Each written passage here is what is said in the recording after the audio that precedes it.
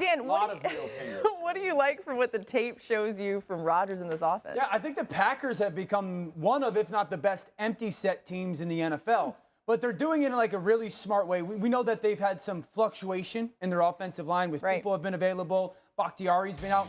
And I love the fact that while they're going empty, they're also chipping these defensive ends. They're making sure that those tackles initially aren't on edges, right? So you're still getting 5 people out into the pass concept and quickly, but those tackles aren't being stressed. Watch all these chips, right? Aaron Rodgers is then able to hold the football a bunch and create some of their offense. So sometimes they're in empty and the chips aren't there, and that's allowing Rodgers to get the ball out quickly. You know, some of their RPO game, some of their perimeter screen game, but then it's allowing them to chip and push the ball downfield. And then Devontae does. I know everyone's like, well, double team Devontae.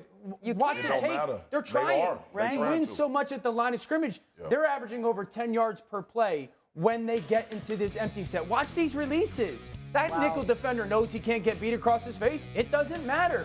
It doesn't, you know, he's playing leverage inside, and Devontae still does a great job. Watch him at the bottom of the screen right there.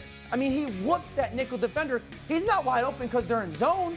He's wide open because he wins at the line of scrimmage in empty set. And I think that's been very unique because they didn't do this a lot last year.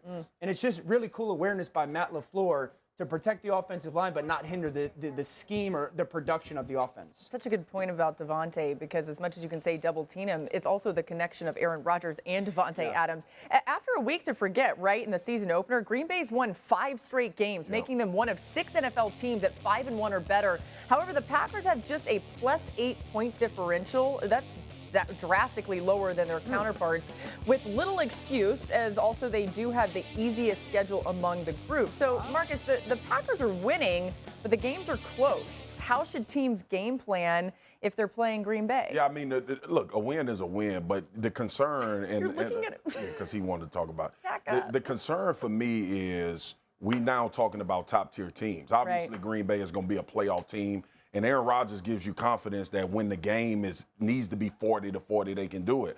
But right now, it's the Bengals. You score 22, and you go kick for kick. You could lose that game. You look at Chicago, a little slow start. What I liked about what you said, Dio, against Chicago, they were multiple. They decided to run the ball. They got Dillon involved. They got, obviously, Aaron Jones, who's heavily involved. So you see them morphing a little bit.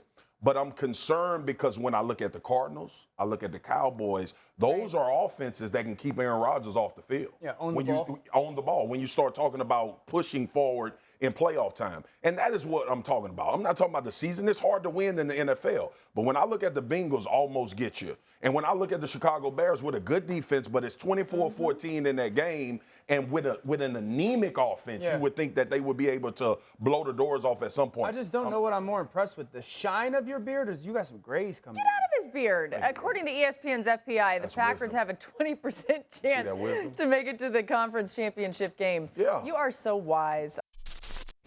Thank you for watching ESPN on YouTube. For live streaming sports and premium content, subscribe to ESPN+.